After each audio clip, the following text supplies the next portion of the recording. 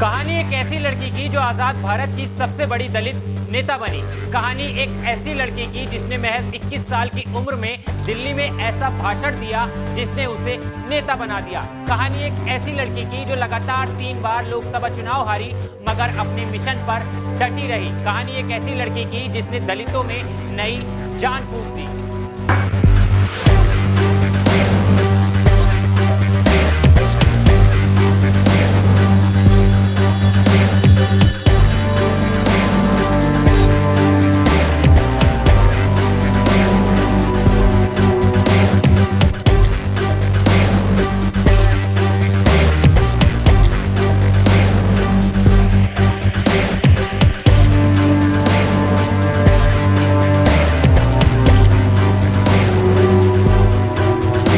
Bahujan Samaj party supremo Mayawati ने अपनी राजनीति विरासत भतीजे आकाश आनंद को सौंप दी है। भले ही आज आकाश आनंद के सामने बसपा को दोबारा खड़े करने की बड़ी चुनौती है, लेकिन इस पार्टी का संघर्ष का लंबा इतिहास है। ये वही पार्टी है जिसने देश में दलित राजनीति पर बड़ी लकीर खींची। कांग्रेस जैसी बड़ी पार्टियों को दलितों की ताकत का एहसास कराया। बसपा ने बताया कि दलित और मुस्लिम गठजोड़ के दम पर सत्ता हासिल की जा सकती है, राष्ट्रीय पार्टी का दर्जा दिलाया जा सकता है। ये बहुजन समाज पार्टी ही थी जिसने गठबंधन की राजनीति को लेकर भर भर कर प्रयोग किए। चाहे कांग्रेस हो, भाजपा हो या फिर दूर विरोधी समाजवादी पार्टी हो, बसपा ने सभी के साथ गठबंधन किया और तोड़ भी लिया।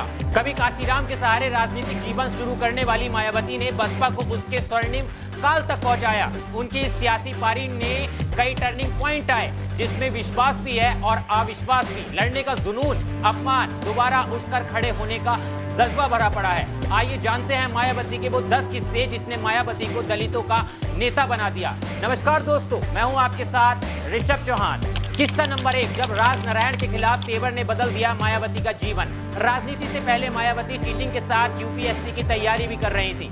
इसी बीच सन 1977 में दिल्ली के कॉन्स्टिट्यूशन क्लब में एक सम्मेलन हुआ जिसमें मायावती को बोलने का मौका मिला। यहाँ तत्कालीन स्वास्थ्य मंत्री राज नारायण भी आए थे। वह दलितों को हरिजन कहकर संबोधित कर रहे थे। जब मायावती बोलने पहुंची तो उन्होंने राज नारायण के लिए कहा कि वह हमें हरिजन कहकर अपमानित कर रहे थे। सम्मेलन में मायावती अपने भाषण से अलग पहचान बना चुकी थी। इसकी खबर काशीराम तक पहुंची तो वह खुद मायावती के घर पहुंचे। यहाँ काशीराम ने मायावती के पिता प्रभु दयाल को बताया कि वह वामसेफ के अध्यक्ष हैं और मायावती को पुणे में एक भाषण देने के लिए आमंत्रित करने आए हैं। राजनीतिक गलियारों में किस्सा मशहूर है, वो ये है कि काशीराम ने जब मायावती से पूछा कि वह क्या बनना चाहती हैं, मायावती ने कहा कि वह आईएएस बनकर अपने समाज की सेवा करना चाहती हैं। इस पर काशीराम ने कहा कि तुम आईएएस बनकर क्या करोगी?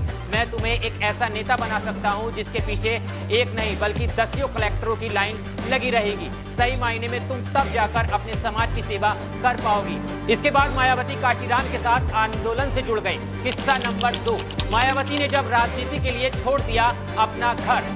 मायावती की राजनीति में जाने का असर घर पर साफ देखने को मिला। पिता ने मायावती पर दबाव डाला कि सब छोड़कर आईएएस की तैयारी वापस शुरू करो वरना घर छोड़ दो। मायावती ने इसके बाद अपनी टीचिंग से जुटाए पैसे रखे और सूटकेस में कपड़े रखकर वह घर छोड़कर चली गई। क्योंकि पैसा इतना नहीं था कि वह किराए पर कमरा ले पाती, लिहाजा वह पार्टी ऑफिस में ही रहकर अपना जीवन यापन करने लगी। इसके बाद वह काशीराम के साथ तमाम सम्मेलनों में, आंदोलनों में शामिल होने लगी। सन 1984 में बसपा की स्थापना के दौरान भी वह काशीराम की कोर टीम का हिस्सा रहे। फिर 1985 में बिजनौर और 1987 में हरिद्वार से उपचुनाव लड़ा, लेकिन पहली जीत के लिए मायावती को सन 1989 तक का इंतजार करना पड़ा। इसके चुनाव में वह बिजनौर से पहली बार सांसद बनी। किस्सा नंबर 3, मीरा कुमार और रामविलास पासवान जैसे दिग्गज के सामने बुलंद मायावती। दरअसल मायावती ने सन 1984 में निर्दलीय प्रत्याशी के तौर पर मुजफ्फरनगर की कैराना सीट से लोकसभा चुनाव लड़ा। इस चुनाव में कांग्रेस के अख्तर हसन विजयी रहे, लेकिन पहले ही चुनाव में मायावती तीसरे नंबर पर रहे। उन्होंने 44,000 से ज्यादा वोट अकेले दम पर हासिल कर लिए, अपनी दमदार उपस्थिति का एहसास करा दिया। हालांकि जीत अभी भी उनसे काफी दूर थी। इसके बाद मायावती ने सन 1985 में बिजनौर उपचुनाव में हाथ आजमाए।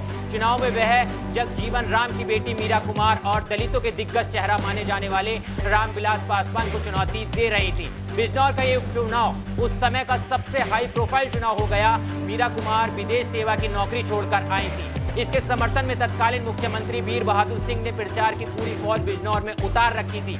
वहीं रामविलास पासवान, जो बिहार की हाजीपुर सीट से रिकॉर्ड मतों से चुनाव जीत चुके थे, उनका प्रचार करने के लिए मुलायम सिंह यादव, शरद यादव सहित तमाम दिग्गज कई दिनों से डेरा डाले हुए थे। मायावती बसपा की सदस्य थी, लेकिन चुनाव आयोग ने उन्हें निर्दलीय ही रजिस्टर किया क्योंकि बसपा का अभी मान्यता नहीं मिल सकी थी। चुनाव में मायावती अकेले दम पर अपने तेवर से दिग्गजों के बीच चर्चा का केंद्र बन गई। वह साइकिल के कैरियर पर बैठकर चुनाव प्रचार करती, सड़क किनारे गरीबों के साथ भोजन करती, दलित बस्तियों में खूब समय बिताती। उनके भाषण इतने आक्रामक थे कि सुर्खियां बन जाते। इस चुनाव में भले ही मीरा कुमार को 5000 से कुछ ज्यादा वोट से जीत और दूसरे नंबर पर रामविलास पासवान रहे, लेकिन मायावती ने इस चुनाव में 61,000 से ज्यादा वोट हासिल कर सियासत में लंबी लकीर खींचनी शुरू कर दी थी। किस्सा नंबर 4, जब सन 1989 में बिजनौर से पहली बार पहुंची संसद, मायावती के वोटों का यह ग्राफ 1987 में हरिद्वार चुनाव में 1.25 लाख के आगे निकल गया, लेकिन फिर भी जीत से दूसरे नंबर पर आ सकी। खास बात यह थी कि इस चुनाव में जनता दल से रामविलास पासवान अपनी जमानत नहीं बचा सके। लगातार हार के बावजूद बढ़ते जनाधार से मायावती का उत्साह बना और 1989 में आखिरकार उन्होंने सफलता मिल गई। ये वो दौर था जब देश में बदलाव की हवा चल रही थी, देश में गैर कांग्रेसी दलों का बोलबाला था। इसी बीच काशीराम की अगुवाई में बसपा ने 3 लोकसभा सीटें जीत ली। बिजनौर से मायावती ने पहली बार जीत का स्वाद चखा। यही नहीं, इसी दौरान विधानसभा चुनाव में बसपा ने यूपी में 13 सीटें भी अपने नाम कर ली। लेकिन सन 1991 में देश एक बार फिर मध्यावधि चुनाव की तरफ पहुंच गया। पूर्व प्रधानमंत्री की हत्या के बाद 1991 के लोकसभा चुनाव में बसपा 2 ही सीटें जीत सकी। मायावती बिजनौर और हरिद्वार दोनों जगह चुनाव हार गईं। फिर 1992 में उन्होंने होशियारपुर उपचुनाव में भाग्य आजमाया, लेकिन यहां भी उन्हें जीत नसीब नहीं हुई। किस्सा नंबर 5, यूपी में सपा बसपा गठबंधन और मायावती पहुंची राज्यसभा, लेकिन सन 1993 का यूपी विधानसभा चुनाव बसपा और मायावती के लिए निर्णायक रहा। इस चुनाव में काशीराम ने मुलायम सिंह यादव के साथ मिलकर चुनाव लड़ा और बसपा 67 सीटें जीतने में सफल रही। मुलायम की समाजवादी पार्टी ने 109 सीटें अपने नाम की। यूपी में सपा बसपा की संयुक्त सरकार बनी। अगले ही साल मायावती को राज्यसभा भेज दिया गया, लेकिन यूपी में राजनीतिक परिस्थितियां बिगड़ने लगी। आखिरकार 1995 में बसपा ने सपा से समर्थन वापसी कर ऐलान कर दिया।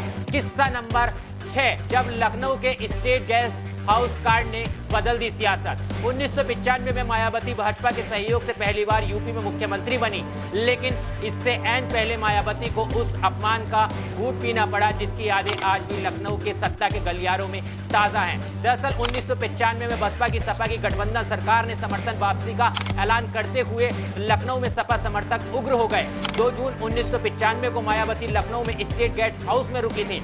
यहाँ करीब 200 सपा समर्थकों ने हमला बोल दिया और मायावती का अपमान करने के साथ ही समर्थकों की पिटाई की। मायावती रात करीब 1 बजे तक अपने कमरे में कैद रहीं। राजनीतिक विशेषज्ञ इस घटना को यूपी की राजनीतिक भविष्य की दशा दिशा तय करने का अहम कारण मानते हैं। सपा और बसपा एक दूसरे की जबरदस्त विरोधी पार्टियां बन गई। ये दुश्मनी करीब 2 दशक से ज्यादा चली। किस्सा नंबर 7, उत्तर प्रदेश को मिली पहली दलित महिला मुख्यमंत्री।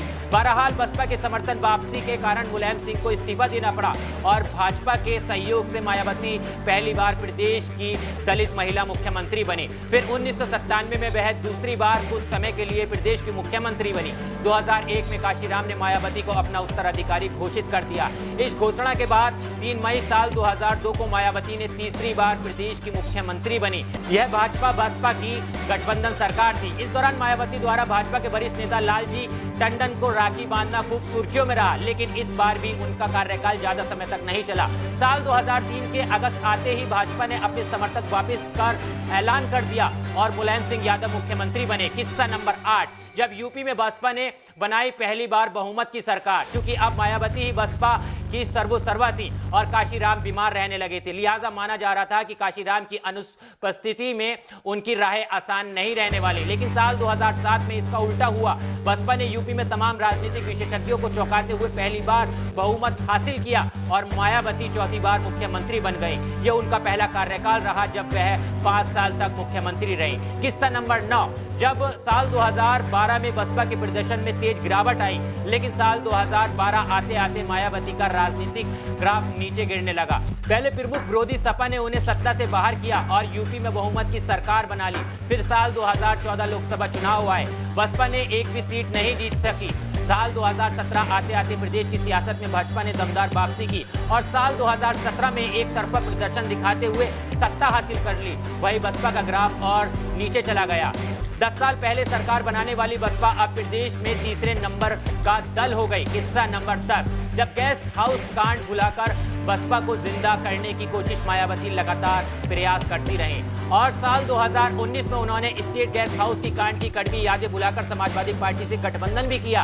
राजनीतिक विशेषज्ञों को इस गठबंधन से काफी उम्मीदें थी, लेकिन इस गठबंधन का लाभ जमीन पर ज्यादा देखने को नहीं मिला। हालांकि बसपा को फायदा जरूर हुआ और वह 0 से 10 सांसद तक पहुंच गई, लेकिन चुनाव बाद में ये गठबंधन टूट गया। फिर साल 2022 के विधानसभा चुनावों में बसपा ने किसी के साथ गठबंधन नहीं किया और अकेले मैदान में उतरी, लेकिन इस बार वह विधानसभा में सिर्फ एक सीट ही जीत सकी। साल 2024 में भी बसपा को कोई ज्यादा फायदा नहीं हुआ है और हार का सामना करना पड़ा है और मायावती भी अपने उत्तराधिकारी की घोषणा कर चुकी है। लेकिन 40 साल से ज्यादा के अपने सियासी पारी में 4 बार की मुख्यमंत्री मायावती देश की राजनीति में योगदान भुलाया नहीं जा सकता। और मायावती के बारे में आपकी क्या राय है, एक बार हमें कमेंट्स में जरूर बताना।